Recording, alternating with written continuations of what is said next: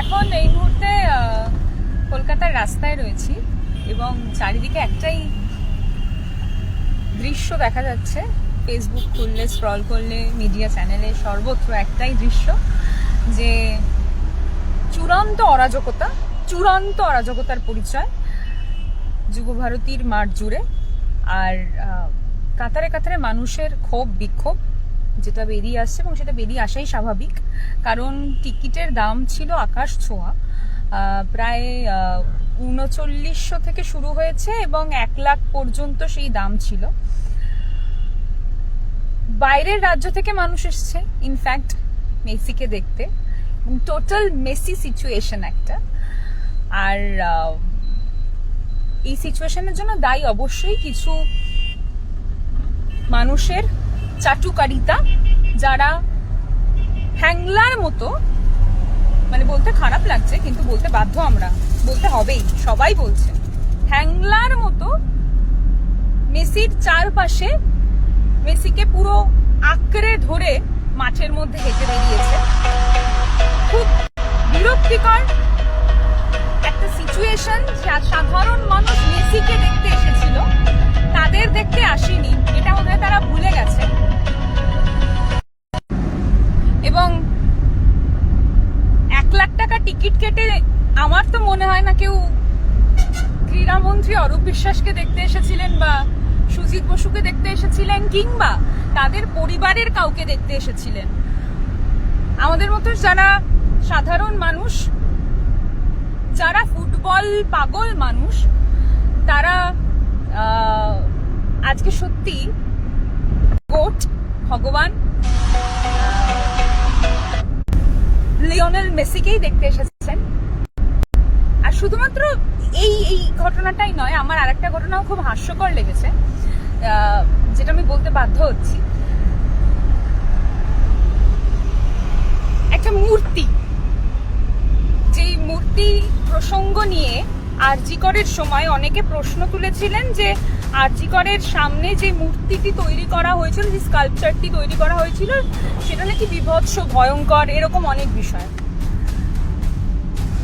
আপনারা কি কেউ এই মূর্তিটি দেখেছেন? নিশ্চয়ই দেখেছেন। লিওনেল মেসির যে মূর্তিটি লেক টাউনের বুকে তৈরি করা হয়েছে, নির্মাণ করা হয়েছে, সেই মূর্তিটার সঙ্গে অনেকেই ঋত্বিক রোশনের সাদৃশ্য খুঁজে পেয়েছেন। আবার মূর্তিটার সঙ্গে, মানে যাই হোক, যারই সাদৃশ্য পাওয়া যাক, লিওনেল মেসির কোনো সাদৃশ্য আছে বলে তো আমার মনে হয়নি মূর্তিটি দেখে।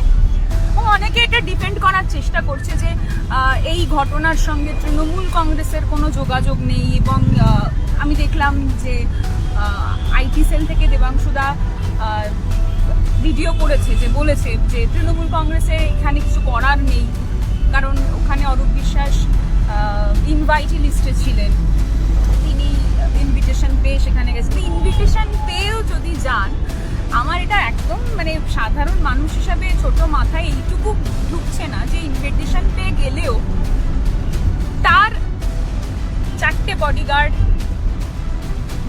তার নিজস্ব 4 জন লোক, তারা সবাই যদি ঘিরে থাকে, যে মানুষগুলো আজকে 2 মাস আগে টিকিট কেটে 1 লাখ টাকা করে টিকিট কেটে, কিংবা 3900 টাকা করে টিকিট কেটে, যাই হোক টিকিটের অ্যামাউন্ট যাই হোক, 2 মাস আগে থেকে যারা টিকিট কেটে বিভিন্ন রাজ্য থেকে শুধুমাত্র পশ্চিমবঙ্গের বুকে, কলকাতার বুকে কালকে আজকের দিনটা দেখার জন্য এসে উপস্থিত হয়েছে, তারা সত্যি সত্যি সত্যি আশাহত। এবং সেই আশাহত মানুষগুলোর আজকে যে ক্ষোভ মাঠের মধ্যে ফেটে পড়েছে, that is pretty obvious, very much obvious। এবং হ্যাঁ, প্রান্তিক এটা পোস্ট করেছিল, এবং সত্যি আজকে সাধারণ মানুষ হিসেবে বলতে পারি এই কথাটা। সুভাষ চক্রবর্তীর টাইমটা আমি দেখিনি সেই সময়, কিন্তু মদন মিত্রের টাইমটা আমি দেখেছিলাম, যখন মদন দা মেসিকে নিয়ে এসেছিলেন, এবং মেসি একটা টানা ম্যাচও খেলেছিল, তাই তো প্রান্তিক? টানা ম্যাচ খেলেছিলেন, 90 মিনিটের ছিল, 90 মিনিটের টানা একটি ম্যাচ খেলেছিলেন। এরকম অরাজকতা সেই সময় আমরা দেখতে পাইনি। তো আজকে এই অরাজকতার দায় কোথাও না কোথাও ক্রীড়ামন্ত্রীকে নিতেই হবে। তিনি সেই দায় এড়িয়ে গেলে আমার মনে হয় সেটা, হ্যাঁ, প্রশাসনের দায়, ক্রীড়ামন্ত্রীর দায়, পুলিশের দায়, এবং অবশ্যই এই দায় এড়িয়ে গেলে সেটা চূড়ান্ত অপদার্থতা হবে বলে আমি মনে করি। এবং আমি জানি আপনারাও হয়তো সেটাই মনে করবেন। যদি মানে মেসিকে ভালোবাসেন, যদি ফুটবলকে ভালোবাসেন, যদি খেলাকে ভালোবাসেন, তাহলে তো অবশ্যই এটা মনে করতে আপনারাও বাধ্য। আপনাদেরও ভেতরে ভেতরে এটা চলছে, মানে যারা তৃণমূলপন্থী তাদেরও মধ্যে ভেতরে ভেতরে এটা চলছে, এবং তারাও এটা বলতে বাধ্য হচ্ছে, কিন্তু কিছু করার নই এই মুহূর্তে দাঁড়িয়ে।